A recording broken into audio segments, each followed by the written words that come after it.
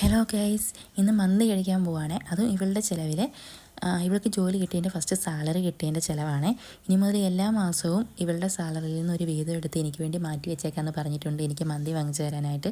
ഒരു തൊഴിൽ രഹിതയായി എനിക്ക് ഇവൾ ഇത്രയെങ്കിലും ചെയ്തു തരണ്ടായോ. അങ്ങനെ ഞങ്ങൾ മന്തി കഴിക്കാനായിട്ട് നേരെ വിട്ടത് എവിടേക്കാണെന്നറിയാമോ? അടൂരേക്കാണ്. അടൂരിലുള്ള ബൈപ്പാസിൽ കാണുന്ന അൾട്രാസിയിലാണ് ഞങ്ങൾ ഫുഡ് കഴിക്കാൻ വന്നത്.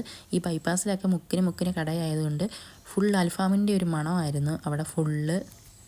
അങ്ങനെ ഞങ്ങൾ ഉദ്ദേശിച്ച കടയിലെത്തി.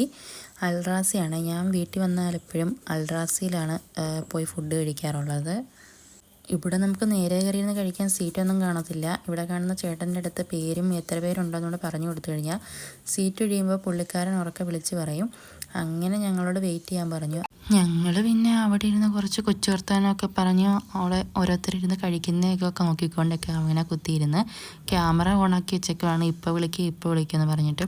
പിന്നെ എപ്പോൾ ക്യാമറ ഓഫാക്കിയോ അപ്പം തന്നെ വിളിച്ചെന്ന് ആ ചേട്ടനോട് പറഞ്ഞ് ആ വിളിച്ച പേര് ഒന്നുകൂടെ വിളിക്കുമെന്ന്.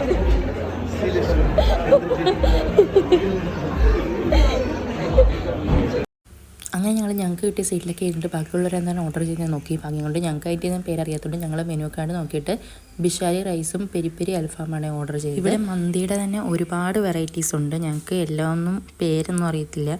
പിന്നെ ബിഷാരി റൈസാണ് ഞങ്ങൾ ഇവിടുന്ന് കൂടുതൽ കഴിച്ചിട്ടുള്ള ബിഷാരി റൈസാണ്.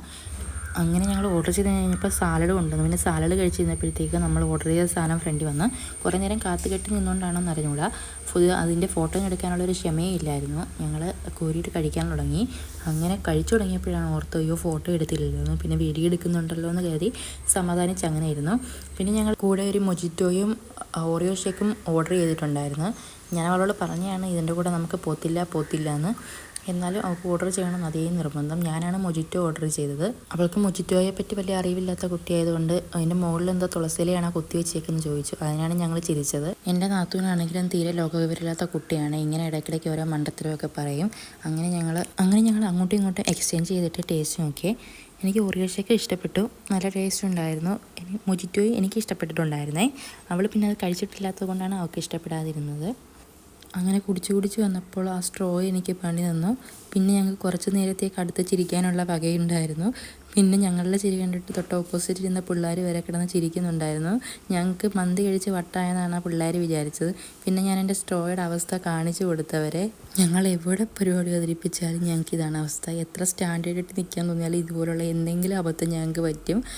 അങ്ങനെ ഞങ്ങൾ ആ സ്ട്രോ എടുത്ത് മാറ്റിയിട്ട് അല്ലാതെ കുടിച്ചങ്ങ് അഡ്ജസ്റ്റ് ചെയ്ത് അവസാനം അവളുടെ ഓറിയോ ഷേക്കും എൻ്റെ മൊജിറ്റോയും ഞാൻ തന്നെയാണ് കുടിച്ച് തീർത്തത്.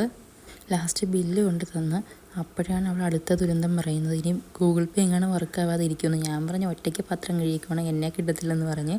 പിന്നെ അവൾ ക്യാമറ കണ്ടപ്പോൾ കുറേ ക്യൂട്ട്നെസ് വാരിയിടാൻ നോക്കി. അതിനുശേഷം ഞങ്ങൾ നേരെ കൈയെഴുതാൻ പോയി. അന്നേരമാണ് മിറർ കണ്ടത്. മിറർ കണ്ടു കഴിഞ്ഞാൽ പിന്നെ ഒരു സെൽഫി എടുക്കാതെ പോകരുതല്ലോ. ഞങ്ങൾ അവിടെ നിന്ന് കുറച്ച് സെൽഫിയൊക്കെ എടുത്തു. അങ്ങനെ ബില്ലിങ്ങിൽ ചെന്നപ്പോൾ ബില്ലിങ്ങിൽ നിൽക്കുന്ന ചേട്ടൻ ചോദിക്കുകയാണ് ഞങ്ങൾ വ്ളോഗറാണെന്ന്. അപ്പോൾ തന്നെ എനിക്ക് എന്തെന്നില്ലാത്തൊരു സന്തോഷമായിരുന്നു. ചേട്ടന് എൻ്റെ യൂട്യൂബ് ചാനൽ സബ്സ്ക്രൈബ് ചെയ്യണമെന്ന് പറഞ്ഞ് യൂട്യൂബൊക്കെ ഓണാക്കി എൻ്റെ തന്ന്. ഞാൻ തന്നെ സബ്സ്ക്രൈബും ചെയ്ത് ബെൽ ബട്ടണൊക്കെ അമർത്തിയിട്ട് പുള്ളിയുടെ കയ്യിൽ കൊടുത്ത് പുള്ളി വീഡിയോ ഒക്കെ കണ്ടിട്ട് പറഞ്ഞ് കൊള്ളാം സൂപ്പറാണെന്ന് പറഞ്ഞ്. അങ്ങനെ ഇവിടുത്തെ സ്റ്റാഫുകളെല്ലാം ഭയങ്കര സപ്പോർട്ടീവായിരുന്നേ. കസ്റ്റമർ സർവീസൊക്കെ അടിപൊളിയാണ്. അങ്ങനെ ഞങ്ങൾ വീണ്ടും വരാമെന്നും പറഞ്ഞിട്ട് അവരോടെല്ലാം ബൈ പറഞ്ഞിട്ട് അവിടെ നിന്ന് ഇറങ്ങി.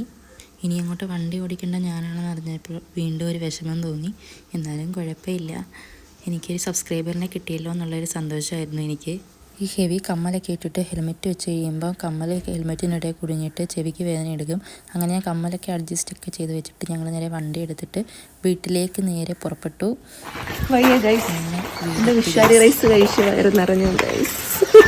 കഴിച്ച് വയറ് നിറഞ്ഞു, ഇനിയൊന്ന് ഉറങ്ങണം.